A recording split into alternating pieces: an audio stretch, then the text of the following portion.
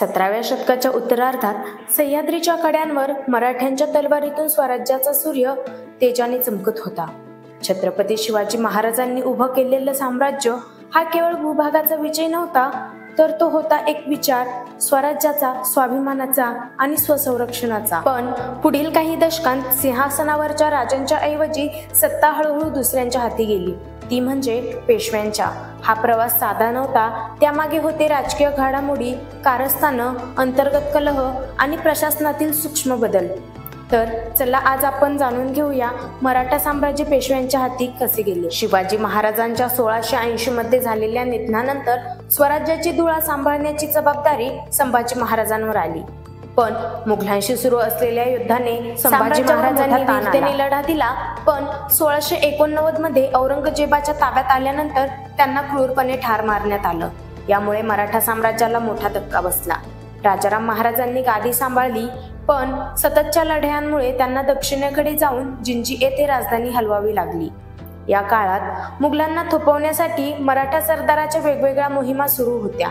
इथेच पेशव्यांचा महत्त्वाचा प्रवेश दिसायला लागतो. पेशवा म्हणजे साम्राज्याचा प्रधान किंवा प्रधानमंत्री. शिवाजी महाराजांच्या काळात मोरोपंत पिंगळे हे पहिले पेशवे होते. त्यानंतर ही पदं पिंगळे कुटुंबात राहिली. शिवाजी महाराजांनंतरही पिंगळे पेशवे म्हणून काम करत होते.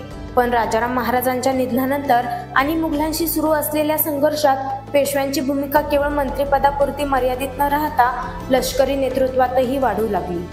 राजाराम महाराजांच्या निधनानंतर त्यांच्या पत्नी ताराबाई यांनी अल्पवयीन मुलगा शिवाजी दुसरा याच्या नावाने राज्यकारभार हाती घेतला. ताराबाईंनी अप्रतिम नेतृत्व दाखवत औरंगजेबाच्या प्रचंड फौजांना 6 वर्षे रोखून धरले.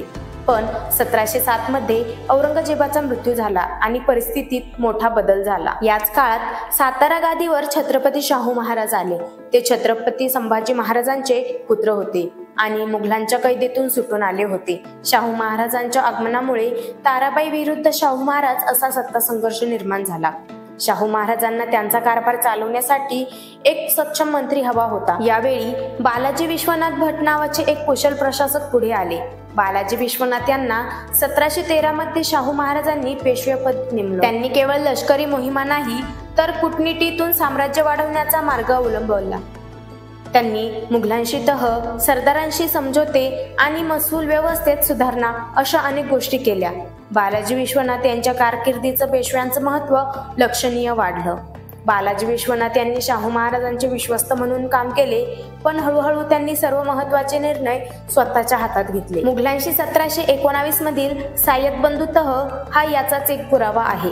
हा तह शाहू महाराजांच्या नावाने झाला असला तरी सगळी बोलणी आणि डावपेच पेशव्यांनीच रचले. शाहू महाराजांच्या कारकिर्दीत एक गोष्ट महत्त्वाची होती, ते लढाईपेक्षा प्रशासन आणि दरबारातील सौहार्दाला प्राधान्य देत. त्यामुळे लष्करी मोहिमांचे नेतृत्व, किल्ल्यांचे नियंत्रण, महसूल वसुली अशा जबाबदाऱ्या पेशव्यांच्या हाती अधिकाधिक जात राहिल्या. 1720 मध्ये बालाजी विश्वनाथ यांच्या निधनानंतर त्यांचा पुत्र बाजीराव पहिला फक्त 20व्या वर्षी पेशवा झाला. बाजीराव पहिला हा विलक्षण लष्करी रणनीतिकार होता. त्याने गनिमी कावाचा प्रभावी वापर करून मराठा साम्राज्याचा विस्तार उत्तरेत दिल्लीच्या उंबरठ्यापर्यंत केला. बाजीरावाने शाहू महाराजांना दिल्ली जिंकण्याचा प्रस्ताव दिला असला तरी महाराजांनी मराठ्यांचे लक्ष दक्षिणेकडील कारभारावर ठेवण्याचं ठरवलं. पण हळूहळू शाहू महाराज दरबारापुरते मर्यादित झाले आणि राज्यकारभाराचा बहुतांश भाग पेशव्यांच्या हाती गेला. 1749 मध्ये शाहू महाराजांचे निधन झाले. त्यांना संतान नव्हते, म्हणून त्यांनी वारसा म्हणून राणी मसाईबाई यांचा दत्तक पुत्र म्हणून राजाराम दुसरा यांना गादीवर बसवण्याची व्यवस्था केली. राजाराम हे स्वभावाने सौम्य होते आणि कारभार चालवण्यापेक्षा पेशव्यांवर अवलंबून राहिले. यामुळे पेशव्यांकडे प्रत्यक्ष सत्ता आली आणि छत्रपती फक्त औपचारिक. राजाराम यांच्या काळात नानासाहेब पेशवा यांनी साम्राज्याचा सर्व प्रशासकीय, लष्करी, आर्थिक बाबींवर ताबा मिळवला. छत्रपती केवळ नावापुरते शासक राहिले. सत्ता केंद्र साताराऐवजी पुणे बनलं. शिवाजी महाराजांच्या स्वराज्याच्या स्वप्नात छत्रपती ही केवळ राजसत्ता नव्हती, ती होती लोकसत्ता आणि स्वाभिमानाचं प्रतीक. पण काळाच्या ओघात राजकारणाच्या पाठावर मोहरे बदलले. पेशव्यांच्या कर्तृत्वाने मराठा साम्राज्याचा विस्तार झाला, पण सत्तेचं केंद्र बदललं. छत्रपतींचा दरबार साताऱ्यात राहिला आणि खरी सत्ता पुण्यातील शनिवार वाड्यात गेली. इतिहास सांगतो, सत्ता कोणाकडे आहे हे फक्त पदावरून कळत नाही, तर निर्णय कोण घेत आहे यावर ठरतं. मराठा साम्राज्याचं हे पेशव्यांच्या हाती जाणं ही केवळ राजकीय कहाणी नाही, तर ती आहे नेतृत्व, कौशल्य आणि परिस्थितीच्या खेळणीची एक जिवंत गाथा.